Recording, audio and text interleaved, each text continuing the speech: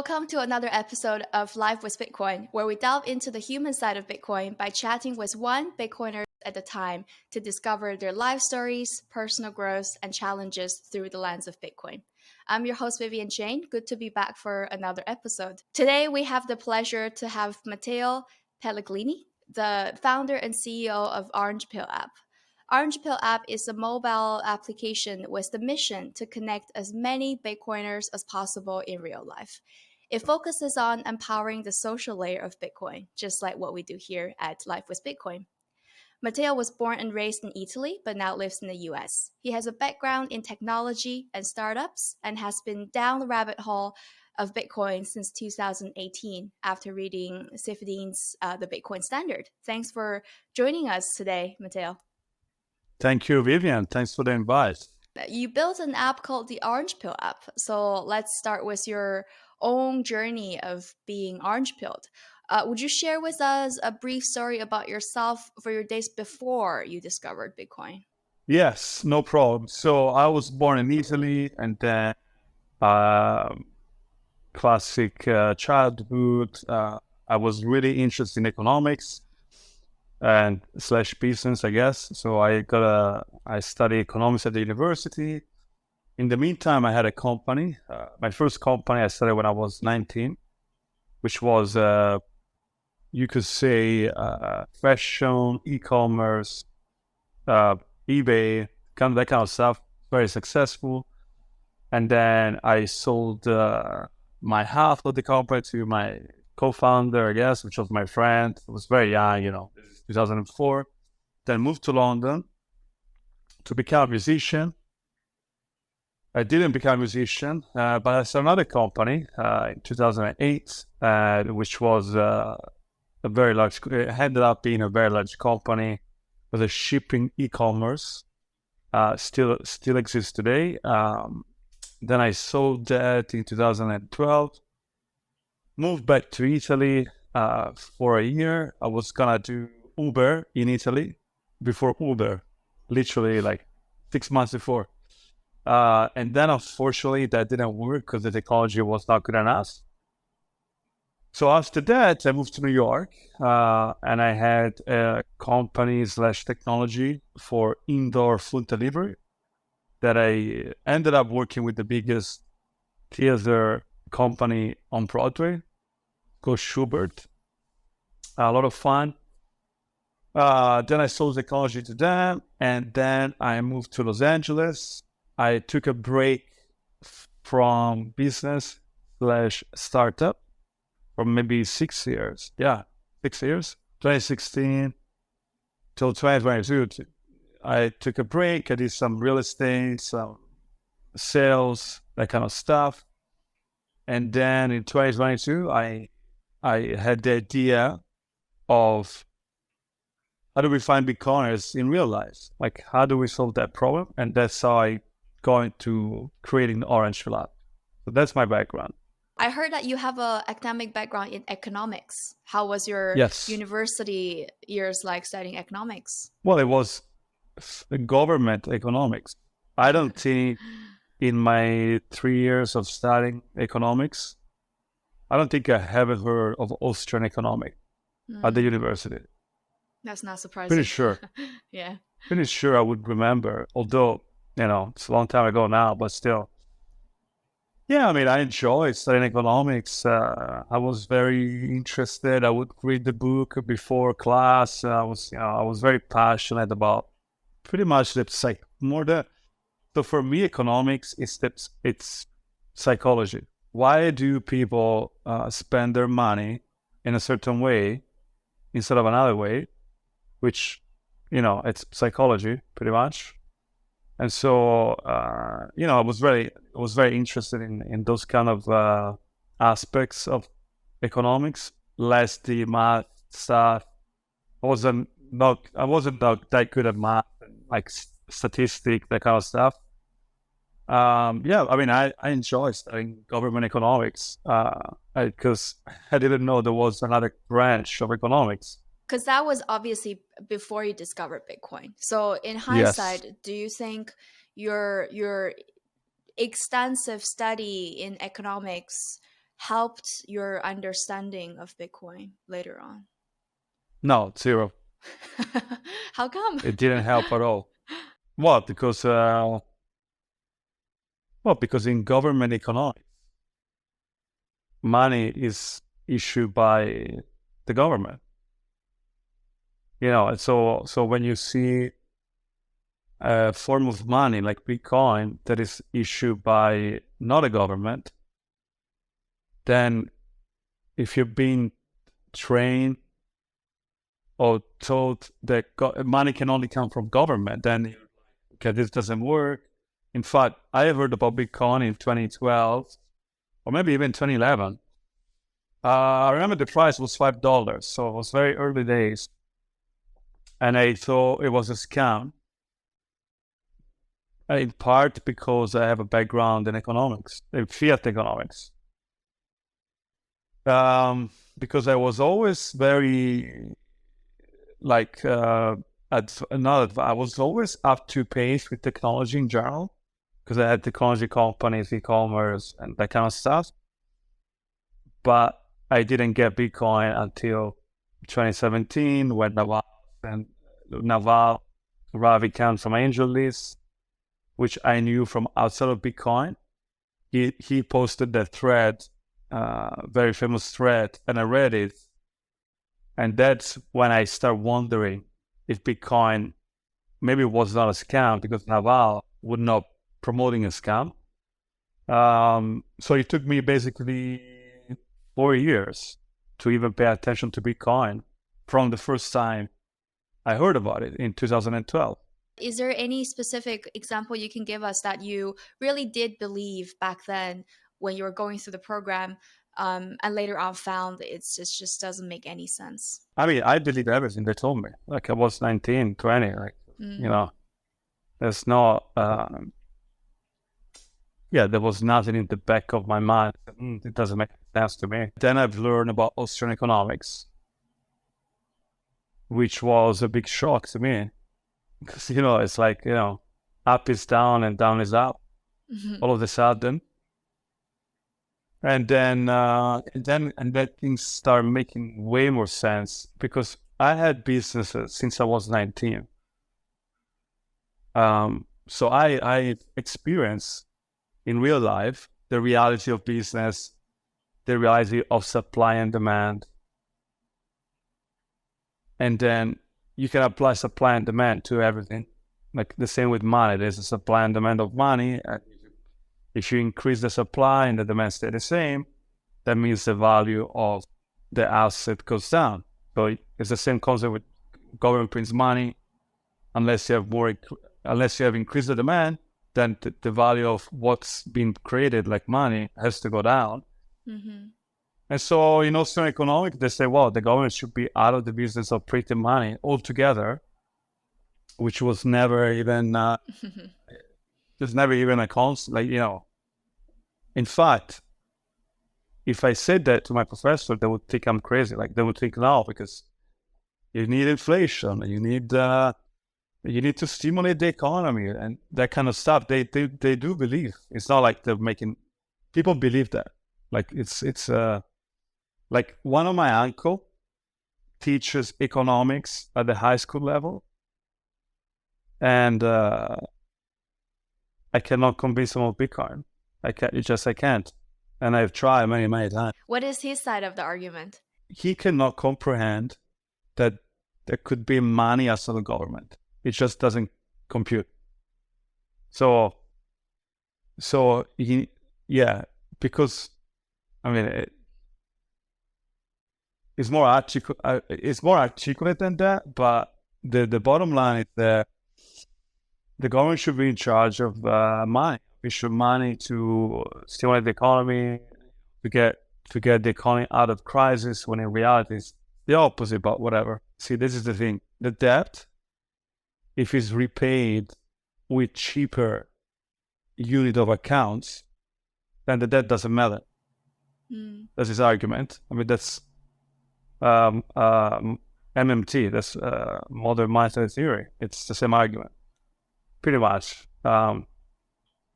Which I mean, I think it works in the short term, obviously. I mean, we've seen it work for almost 50 years, although it works because you have technology advancement, productivity goes up, and so you can repay the debt with productivity. That's really what's going on here. It's not that you printed money and so the debt is cheaper to repay. It's because productivity goes up and technology goes up, which then you can repay the debt just because you're creating more value in the economy. That's the real reason, but they don't understand. They don't understand the link between productivity, deflation, inflation. They don't get it. So the one trick that I've learned is this. If you ask a Keynesian economist, say, what do you think of free markets? And what do you think of centrally planned markets? Usually, I mean, not usually, all the time, yeah, the market should be free because otherwise you have a misallocation and distortion and this and that. Then you ask them, okay, what about money? Why is money centrally planned? And then they go into cognitive dissonance. And they have to justify that money can be centrally planned, although everything else needs to be not centrally planned. Because obviously money is part of the economy. It's 50% of every transaction. So their contradictions start to appear. Yes. Yeah. Yes. So that's the only trick that stop, let's say, my uncle in his track. They say, let me start. He has to think why centrally planning is bad everywhere else except with money. Do you think it's easier for people with an academic background of economics to get Bitcoin in general? No, it's not. It's the opposite. It's harder because you have to unlearn first, and then you have to learn new stuff. So you have to be intellectually curious enough to kind of debate in your head if what you've learned and what you paid to learn and spend years learning is actually BS. If you were to go back to university today and redo your degree, would you have done economics with what you know today? No. And what would you have done? Computer science. Interesting, because you've described yourself as a non-technical founder. Yes.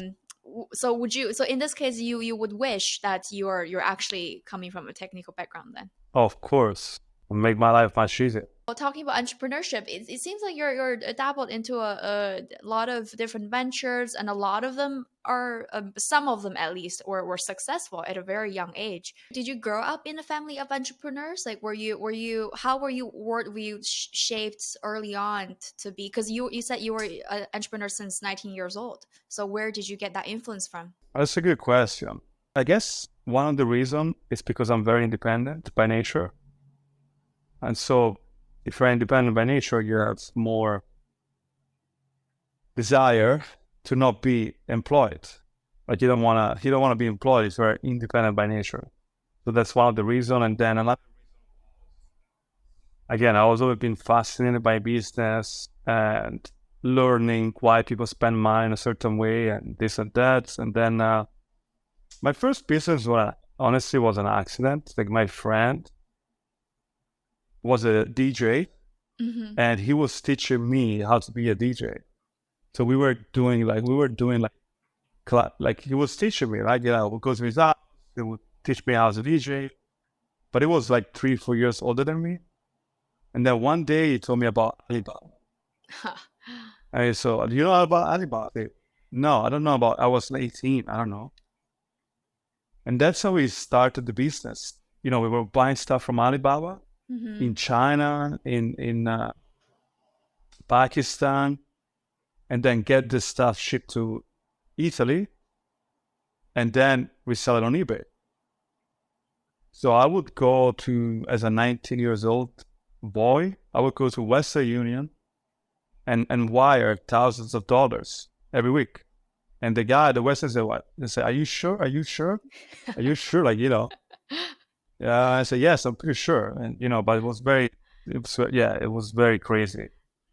So I don't really know where I got it. maybe I got some influence, maybe some movies I watched, but I couldn't really tell you. Do you believe entrepreneurs are born or made? Definitely bored. Ah, interesting. So you think the very fundamental nature of the person would determine whether they're an entrepreneur or not? It's so I think you need to have certain characteristic.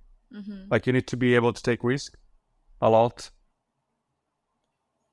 You need to be able to to be independent, to be creative enough to come up with products that people want to buy. You can learn it, like pretty much everything you can learn. Like you can learn to be a singer if you put the time. But there's some people that are just born with better voice. Mm. And you're never going to be able to compete with them, no matter how much you train. So there's some natural talents and predispositions that you need to have to be. And also, I mean, biologically speaking, it wouldn't make sense if everybody was an entrepreneur. Yeah, that's It true. wouldn't work. You cannot have a system where everybody is an entrepreneur, and you cannot have a system where even the majority, it wouldn't. It just wouldn't sustain itself. Right, the entrepreneur gene then. You can learn to be an entrepreneur for sure, but I think if you are predisposed to be an entrepreneur, obviously you have an advantage. Yeah, for sure. And entrepreneurs, they hustle, and the hustling is a big part of being an entrepreneur. And oftentimes, idea is one thing, and execution is the other thing, and perhaps the more important thing, because you can have a great idea, but you have to Yeah, execute it in a way that's productive and involves allocation of resource and being able to grow with what you've got and then scale from there. There's a lot of hustling and problem solving involved. Can you tell us some of the biggest takeaways that have prepared you with the Orange Pill app? like one rule of thumb that I use when people tell me their ideas, if they say, "Oh, you have to sign an NDA," I say, I don't even want to listen to your idea." Right. And when they say that, I say, "Don't even tell me your idea. I don't want to know. I don't like if you think your idea is." So ideas count for nothing, really. So it's all about the execution of the ideas, and also most of the time, your original idea is never the right one. Mm. It's very rare that you have an idea and then you go execute the idea and then you say, "Oh, okay, pretty much everything that I saw end up being true." So ideas count very little. So don't get married to an idea. Think about the execution and think about look, business is very simple. Honestly, it's there's nothing secret about it. People have problems, Yeah, and people would pay for you to solve their problems. exactly. That's what business is all about. Right. That's as simple as that. If you solve a problem, you will get paid. Yeah, totally. If you don't solve a problem, you will not get paid. So, and sometimes people think their problems, everybody has it, because obviously there's a bias. Everybody's like me. But most likely it's not the case. So you have to go out and do research, or, in my case, so for example, in Orange Pill app, I knew that people wanted to meet other Bitcoiners because I've been in Bitcoin long enough and I met enough Bitcoiners, and I'm the users of the app that I've created. It's me. I'm not creating this app for anybody else. In the Orange Pill app, one of the advantages that I had is that I knew this problem existed, and I knew it could be solved with technology. What have I learned from my previous experience? So there's one thing that I've learned is that you need to have great developers. You need to be able to create a product, which is obvious, but sometimes it's not. So, for example, the taxi app idea that I had that I developed, it didn't work because the technology didn't work. I didn't even know that technology could not work because all of my previous business were successful. You learn more from failure than success, way For more. sure. Another thing that I've learned is that you should always listen to the customer problem, but almost never listen to the customer solution. Because Yeah. usually they're not good at solving the problem. Most of the time, whatever you build it, the users, the customers, they would tell you, hey, I have this problem. And then it's your job to go and solve it. Right. Yeah, for sure. And if you start listening to customer too much, you're gonna lose focus. You're gonna lose focus of what's valuable and what's not valuable, because you just want to please the customer, which is natural. You want to please the customer because, especially if they're paying you, so they need to get what they want. But there's a famous phrase from Henry Ford. If I asked what people wanted, they would have told me I want a faster horse. Nobody would have said, yeah, I want a car, because the car didn't exist. So sometimes you have to build products that people don't even know they want, because they don't exist yet. Yeah. So listen to customer problems, but then you have to solve the problem. So that's one lesson that I've learned. And then there's a book that I tell everybody to read.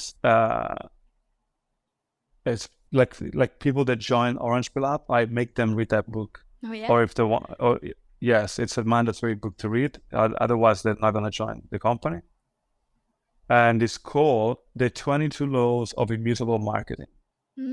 Okay. Which is one of the best books I ever read on business, by far. Yeah, it's a great, put in the 80s, and it predicts a lot of stuff, because it's human nature, so if you understand human nature, you can predict a lot. So that book is all about pretty much like you have to focus on one thing only, and don't confuse your users. So I'll give you an example, Orange Pill app. So in Orange Pill app, it's all about making connections in the real life, like offline, going from online to offline. That's kind of the goal of Orange Pill app. Now, people tell me pretty much every day, hey, you should do this, hey, you should do that, hey, all the time. I got ideas coming at me every day.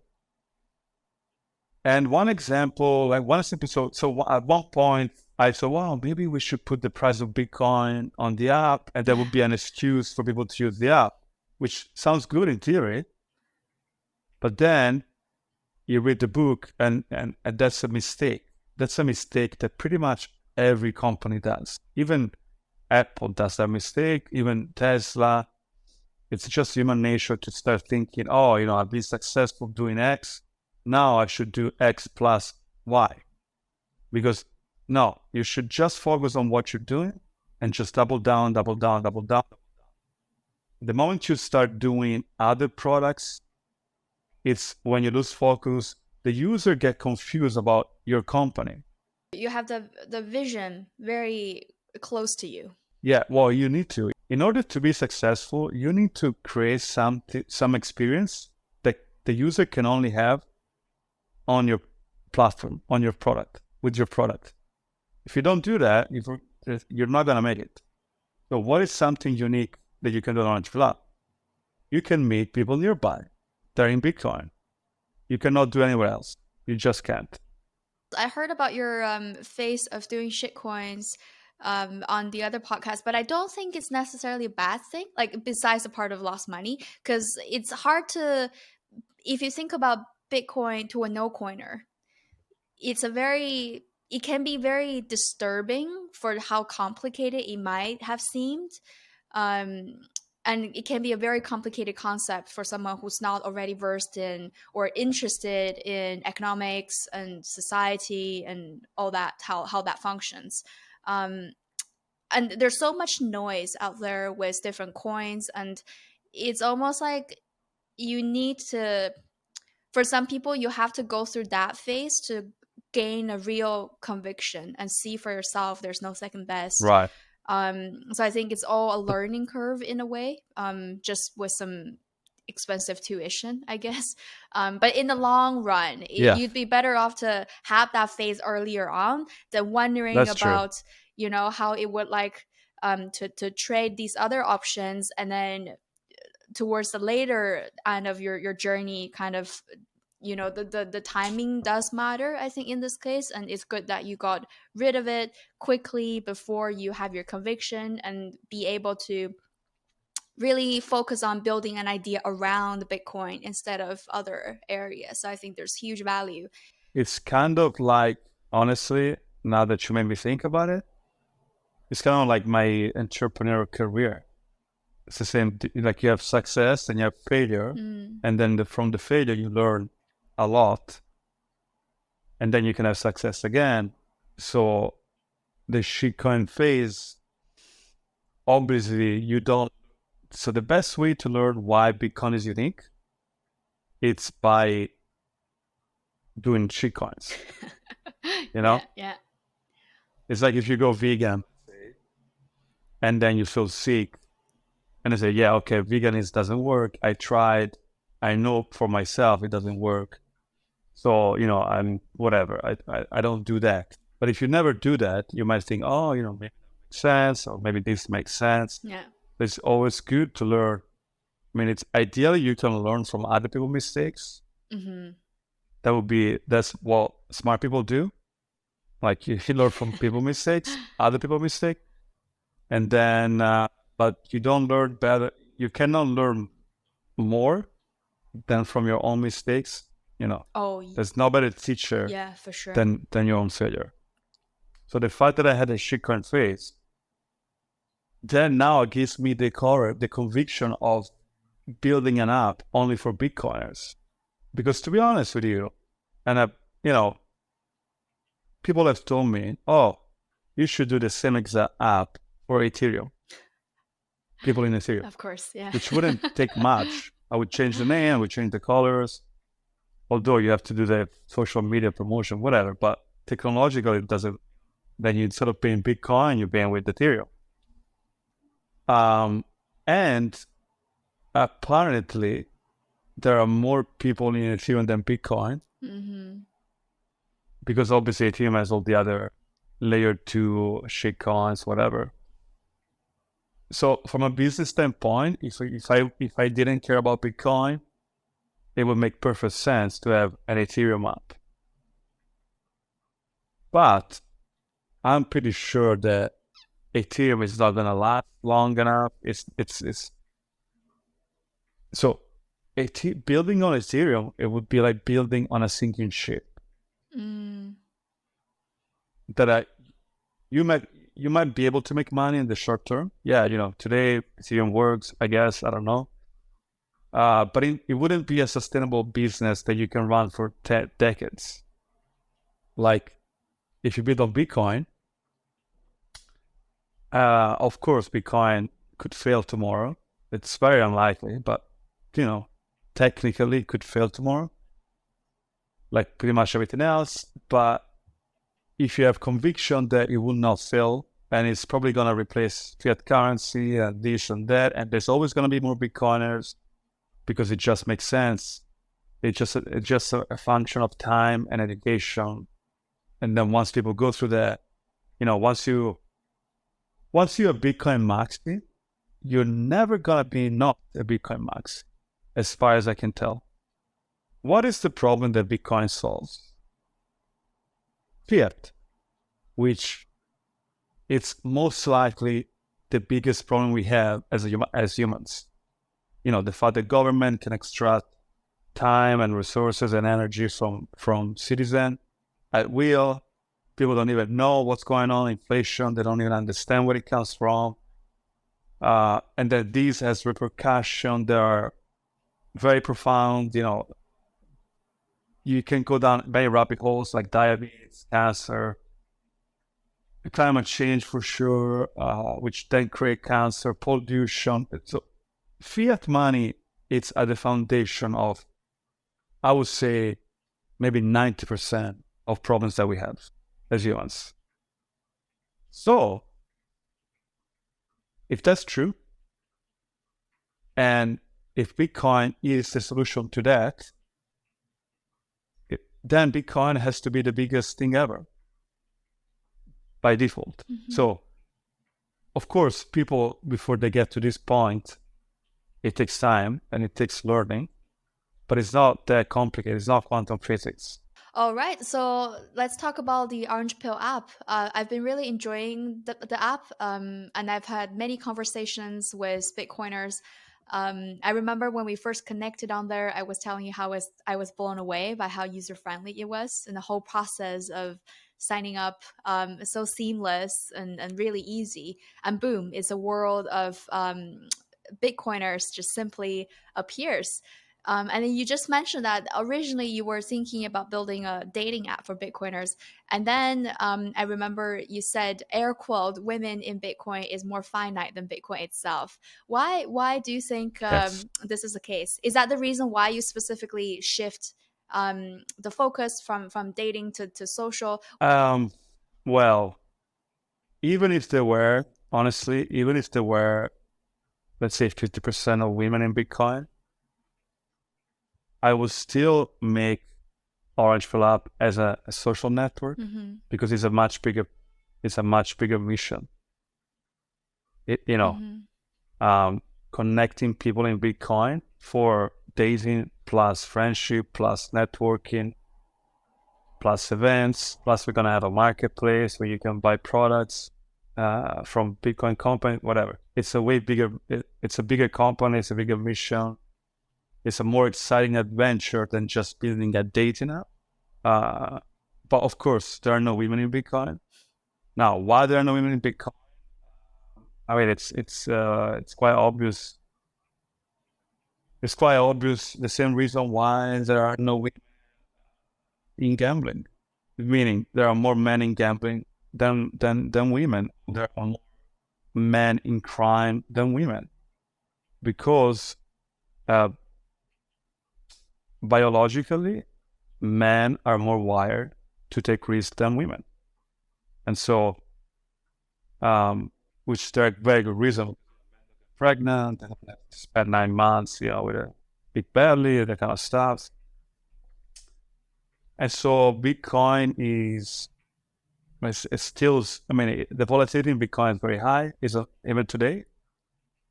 At some point it will go down. I mean, it's already going down, but it went from 69 to 15 in 6 months.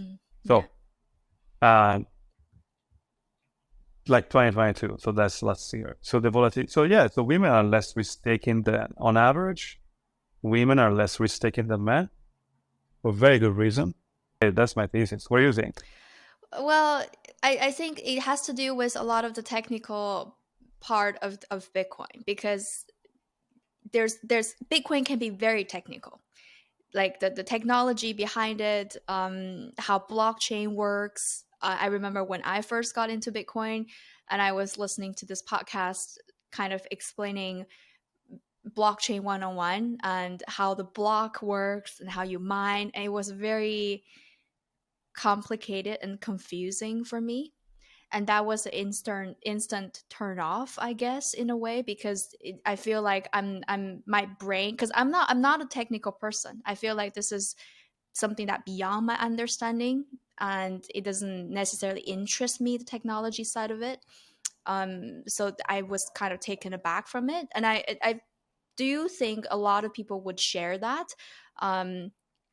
argument Yes. of the technical side of it. It's not something that they care about personally or well versed. And then the other side is, you're right that it really depends on the personal level of risk taking. But I think there's not enough intuitive content out there to talk about Bitcoin on the personal level. And this is basically why I'm starting the podcast, is because there's a lot of podcasts out there about Bitcoin and talk about price predictions and talk about So boring. micro analysis. It's very, Yeah. it's not, let's put it this way, it's not personally relatable.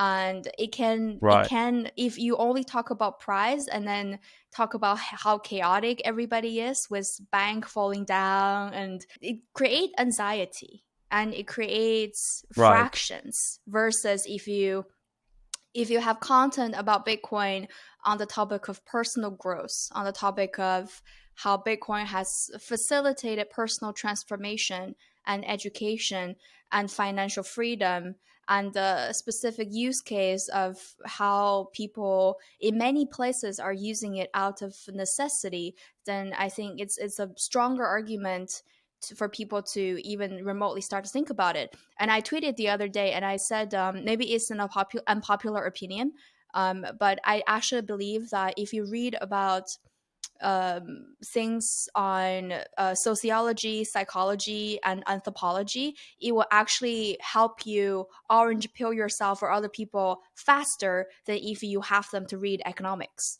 The argument lies in, we are fundamentally, we're all humans, and maybe people from the history that it's very hard for us to relate to on a societal level, but fundamentally we're all humans. Like, we crave connections, we crave stability. Sometimes we want to have the safety net, and these things are important for women too. But this side of the argument of Bitcoin is not as well presented as the financial side or technical side. So part of why I'm doing this is to shed light on the human side of Bitcoin, so that to hopefully inspire more people and more women to personally relate to a lot of the stories that we have on here.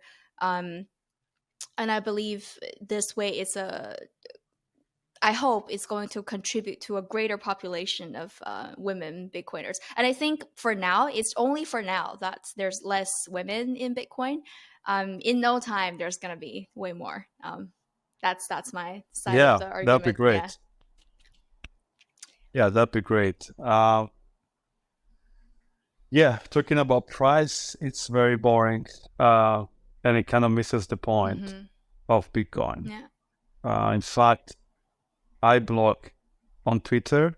I block everybody that talks about the price of Bitcoin immediately. Right. If you, it's just like it's a waste of time.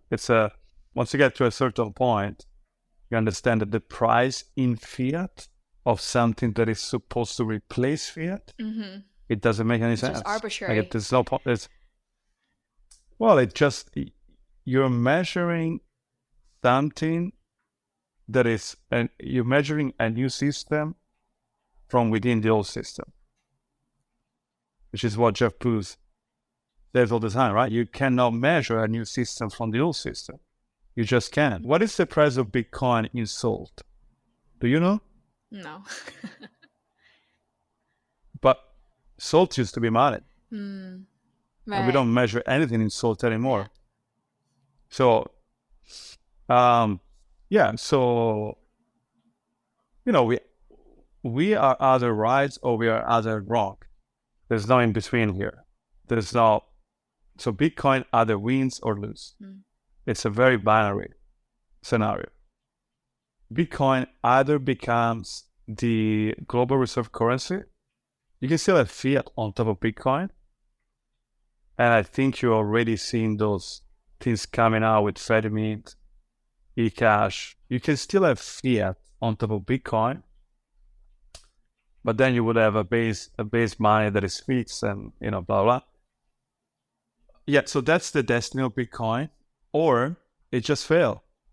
We're all crazy. We're all insane, literally insane people that think that money can be outside of government and it shouldn't be manipulated, and it would be much better if there was a form of money that is just fixed, that you can anchor everything else on top of it, and then you have deflation, and then standard of living because technology goes up, productivity goes up, so everything's gonna cost cheaper, housing is gonna go down, which you're gonna have less homeless and less crime. In theory, it's a much better world. For sure. Now, Yeah. sometimes you have unintended consequence. Not sometimes, always. When you play with systems, when you play with a lot of variables, you're always gonna have unintended consequence. So maybe we're gonna be in a Bitcoin standard, and then we're gonna find out, oh, we didn't see this coming. Mm-hmm. And then maybe, something will happen. I don't know, but there's a problem that I see all the time, and I call it the problem of the fish and the water. There's two fishes that meet in the morning, and one fish asks the other fish, "How's the water today?" And the other fish says, "Well, What is water? What is water?" Yeah. Right? Which is, if you're inside a system, it's almost impossible to see what the system does. And Bitcoiners, by the way, like Bitcoiners have the same exact problems all the time. When we talk about governments and we talk about taxation, is the fish and the water problem. Yeah. That's the value of try everything once, and then you have to, because sometimes something seems well and good in concept, and once you're actually living it, it's another story. It's the opposite. Yeah. Kind of coming back to the shitcoin phase, is that you have to have that phase in order to see it yourself. Because otherwise, it's all well and good in concept, and you may wonder, and you have this itch on your mind that, oh, what if? Right? Exactly. Yeah. The problem is that you're not gonna move. So if you're a communist in Boston, you're not gonna move to China, most likely, or I don't know, Cuba. You're not gonna do that, and then see for yourself. And then it makes sense that you have capitalism and free markets and this and that. And so you're gonna ascribe all the problem of the system that you live in, let's say capitalism, as problems. And you're gonna imagine there is another system with no problem whatsoever. And so that system that doesn't exist, or if it does exist, is actually not what you think it is. We should all strive to be in that system. And unfortunately, this is very human, and Bitcoiners do this all the time when they talk about taxation and government and decentralization and self-sovereignty, which are all good concepts in theory. In concept, it's great to be self-sovereign. Now, if you're in a jungle and you have lions that are about to eat you alive, maybe, just maybe, you would like to have a government that has police or a forest guard, But because we live in a society that doesn't have that problems anymore because they've been solved before, then you think, oh, but the government does this, which obviously I know the government does a lot of things that are bad. But you need to think, okay, what would happen if there was no government? Realistically, what would be the second order consequence, and the third, it's the fish in the water. For sure. So the app was launched just last year at Pacific Bitcoin at LA, I think. Yep. So it's not a long time. To date, do you mind sharing with us how many? 6 months. Yeah, how many Bitcoiners you have on the app just within 6 months? Too many. I need to increase prices so we have less. Well, yeah, it's kind of mind-blowing, honestly. I was thinking the other day with my wife. So we have lifetime membership that goes for $100. And we have a GigaChat membership that goes for 500,000 sats that today if Bitcoin was 30,000, would be $150. And I have hundreds of people that have paid $100 or more to join an app, when every single app is free. Yeah. Right? Yeah, for sure. Twitter is free, Facebook is free, Telegram is free, YouTube is free. Okay. It's mind-blowing, honestly. It's sometimes, if I step outside of my bubble and I see, oh, there's hundreds of people that pay $100 is not nothing. Yeah. To join an app that you don't even know what you're gonna get once you get inside, because we don't show you anything. We don't show, oh, in your area you're gonna have 50 people. Okay, I pay $100, $2. Okay, whatever. And obviously, when you launch, you start from zero. So we launched Pacific Bitcoin 2022, which was the bottom of the bear market. By the way, we launched at the bottom of the bear market.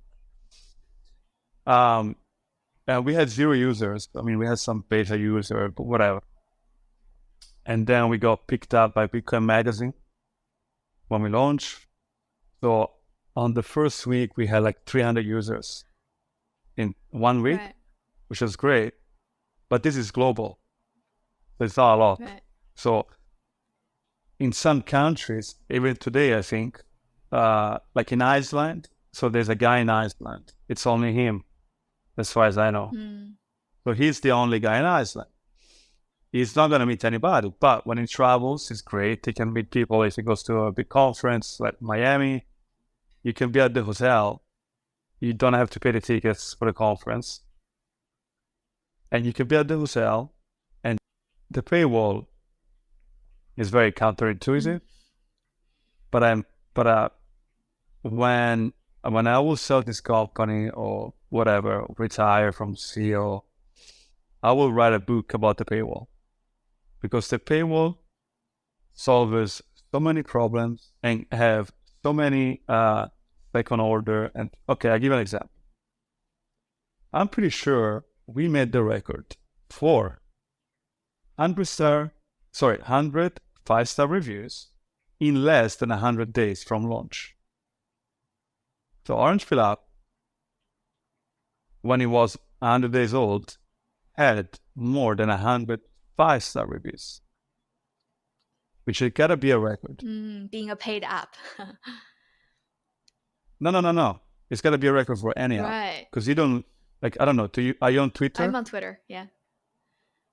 Have you left a review on Twitter, on the App Store? No, I don't think so. Exactly. Like, I don't. Like, most people don't leave reviews Yeah. on the App Store. They're more Play. inclined to make bad reviews than good ones.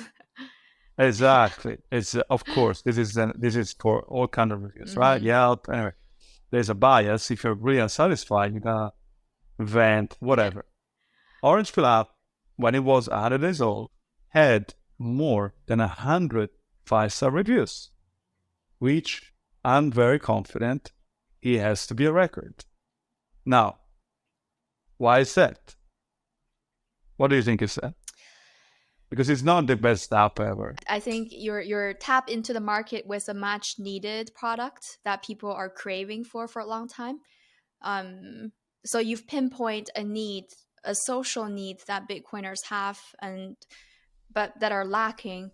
And like I said, I was genuinely blown away by how smooth the app worked. I guess it's a matter of great content, like great connections people made. And I think partially that's because of the paid wall, because right now I see the problem with Twitter or even with Nostr, in a way that I've been identifying some bots on there. I've seen some well, on Twitter, it's definitely a lot. And even on Nostr, I've seen bots and taking up pages. Don't get me started on Nostr. pages on pages of just nonsense. So I think that by implementing the paywall, you definitely eliminate that noise. And ultimately create a really good experience for people who do pay for it, and that they can see the value of the membership they pay. And the other day I was on the Orange Pill app Twitter, and I see there's a comment. Basically, you guys were saying Bitcoiners are the people to understand value for value. So you've picked a great demographic that gets the fundamentals of this very idea and are willing to be a part of and contribute to the community. And that's a great scene to have. Well, yes, I didn't pick a demographic, first of all. It's not like I should do this app for Bitcoiners or fisherman. It's not like that, but it's not that I picked. It's just, that's what I am, and that's the product that I wanted to give for myself. Anyway, the answer to the 100-star reviews is the paywall. So the paywall completely aligns the incentives of the users with the creators of the app. Now, if you join an app to meet other people, you would like to meet other people. That's the whole point.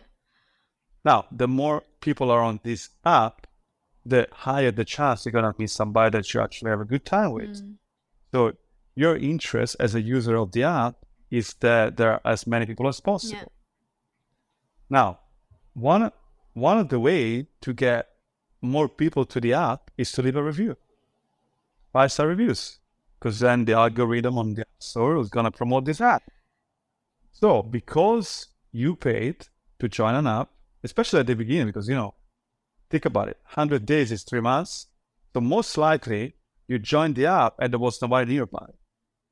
And yet you still leave a 5-star reviews, which is completely counterintuitive. You should leave a 0-star review. Say, well, I joined an app, I paid for it, and I didn't meet anybody. 0-star review. Yeah. No. This is second order consequence. Third, no, you paid for an app. Now you want to get value out of the app. So you're going to do everything you can to make sure that the app that you paid for is successful. You're going to leave a 5-star reviews. Just like being in Bitcoin, you're a Bitcoiner, and then you actually benefit from more people being in Bitcoin. Right. From the network. Yes, correct. Exactly. It's a self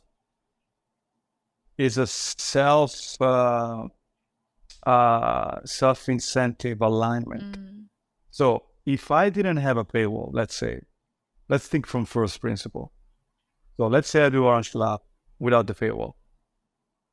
Now, what would be my business model? Ads. Obviously. If it's free, then you're the product. I have right? to. Right. From my point of view, from the creator, right? If I'm not charging the user directly, I have to charge them indirectly because somebody has to pay. Now, if I was doing ads on Orange Lab, which I could have done, that model, I could have said, okay, we're going to do ads like every social network is free, get as many users as you can, and then you monetize their data. If I did that, then my incentive would be for Vivian to spend as much time as possible in the app. Instead, for Vivian to find somebody in the app and then go offline, which is your goal in downloading the app. 100%, yeah. Your goal with Orange Pill app is to go offline. If I was doing ads, my goal would be the exact opposite of your goal, which is one of the many points of the advertising model, that the incentives of the platform owner and the incentive of the platform users, for supply and demand, we always go back to supply and demand, are completely opposite. With the paywall, we have the same incentive. I want you to find a boyfriend or girlfriend or whatever you want and close the app and go out and have a great time. Because if you have a great time with somebody you met through the app, you're most likely going to keep staying on the app and you're going to recommend and you're going to leave a 5-star reviews and this and that. So the incentive alignment can only happen with a paywall. For sure. With you paying to join the network and me getting paid if you get value from the network. So now we both want the same thing. We both want you, the user, to have as much value as possible from the network, and you want to get as much value from the net. It's the same exact incentive. So now we are team members. And that's why you're going to leave a 5-star reviews. And that's why you're going to tell everybody about this app. And that's one of the reasons why we've been so successful, because the people that join, they're not the users. They're team members. We're all on the same team here. We're all working. And then, of course, you can add the You can also say, if all you care is about Bitcoin price, let's say, Yeah. you don't care about meeting Bitcoiners, you don't care about Orange Pillar, you don't care about anything but Bitcoin price. Okay, do you think, so for Bitcoin price to goes up, we go back to supply and demand. There has to be more people wanting to buy Bitcoin than selling. The price goes up. If it's vice versa, the price goes down. Now, if Bitcoin, it just went down from 69,000 to 15,000, do you think it's better for the price if you can meet another Bitcoin in real life and you can actually see somebody that is not, oh, I'm not the only crazy person holding Bitcoin, I should sell it. It went down from 69 to 15. Oh, Vivian, we just met. She's a real human. We just had a great time together and we had the same conviction on Bitcoin. Mm-hmm. The more people with the conviction, the higher the price is going to go up. The less people with conviction, the lower the price is going to go. And so nothing gives conviction, as far as I know. Of course, education is very important, but meeting a Bitcoiners in real life, it gives you a lot of conviction, because then you don't feel like, oh, I'm an idiot, because everybody in my family is not a Bitcoiner, and they saw the price Right. going from 69 to yeah. 15, and they saw me losing all this money. I'm an idiot. I should sell now. At least I got 15,000. Yeah, right. Now, if you have this network that you can just plug in real life, hey, let's get pizza. Hey, like I'm depressed, whatever. Let's go out and have a good time. Okay.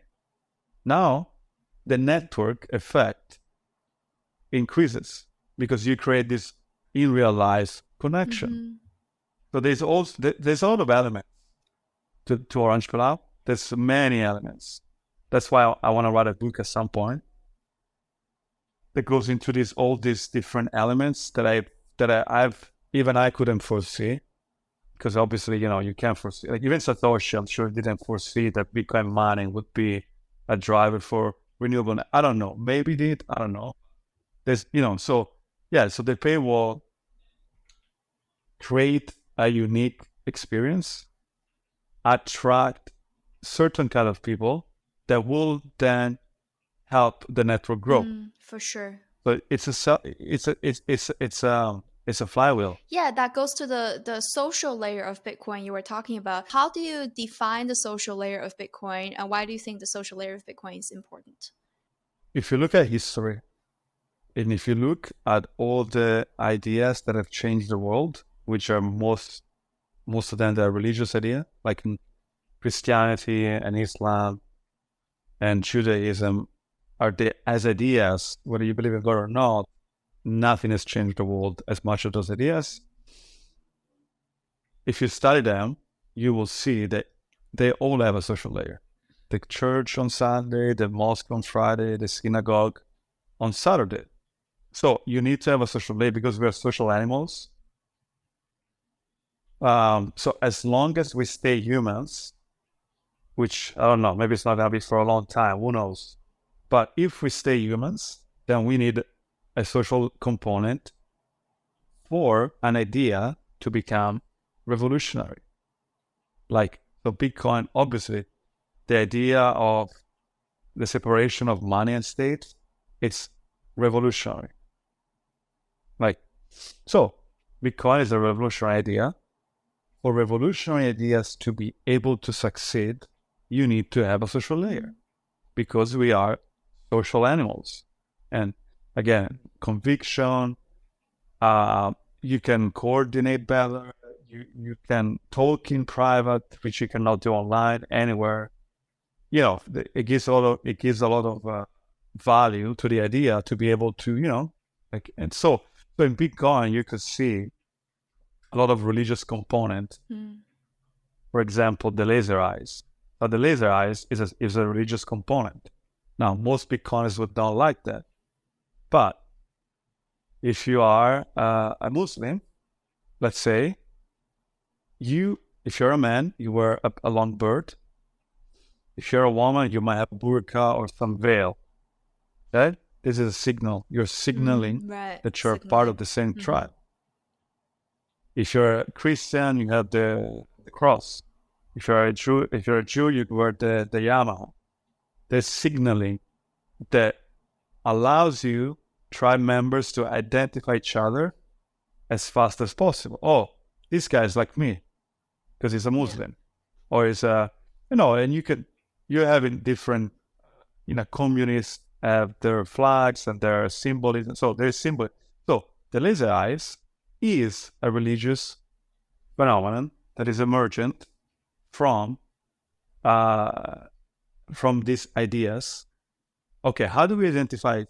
So now, so Bitcoin is a digital digital native idea. So we live mostly online. So how do I know that Vivian is a Bitcoiner? Oh, he has laser eyes, right? It's the same thing of wearing a yarmulke. The same exact thing. Now, what is the church of Bitcoin? Okay, you have conferences. Okay, you have meetup. Although 95% of people don't go to meetup, which is one of the reasons why Orange Club is so successful. Because people don't want to go to meetup. They have lies, the coordination problem, blah, blah, blah. And then you go to the meetup, she calls, so you're wasting your time. Anyway.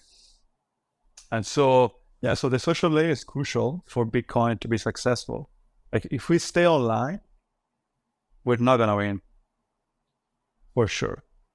In order to win and to win election and to even build companies or products, you need to be able to meet in real life because we're humans. Can you teach me how to say fix the money, fix the world in Italian? Fix the world in Italian. Aggiusta i soldi. Aggiusta i soldi, aggiusta il mondo. I don't think aggiusta might be the right perfect word. But yeah, it's close enough. Aggiusta i soldi, aggiusta il mondo. Thank you so much, Matteo, for joining me today. I'm hyper optimistic on the growth of the Orange Pill app, and I think it is the place for Bitcoiners and even potential Bitcoiners to connect and help each other, keep all of us company and supported during the epic journey of the Bitcoin adoption. If you haven't joined the app, please do so ASAP. The app is now available on both Android and iOS devices. I'm already on the Orange Pill app, and everyone, please find me there and come say hi anytime. To follow all the exciting progress of the app, you can find the Orange Pill app on Twitter at Orange Pill app. And to find Matteo, you can obviously spot him on the Orange Pill app as well as on Twitter, Matteo, Matteo Pellegg. Matteo, before we hop off, any final notes you want to share with us at Live with Bitcoin? You can scan this QR code, by the way. If you want to download the app, this QR code right here, you can just scan it. Nice. But yes, you can also search people in the app. So even if you're not close to me, thanks for the chat. It was a lot of fun. Thanks a lot for joining again. And thanks everybody for tuning in. I'm your host, Vivian Cheng, and this is Live with Bitcoin podcast. We'll see you in the next episode.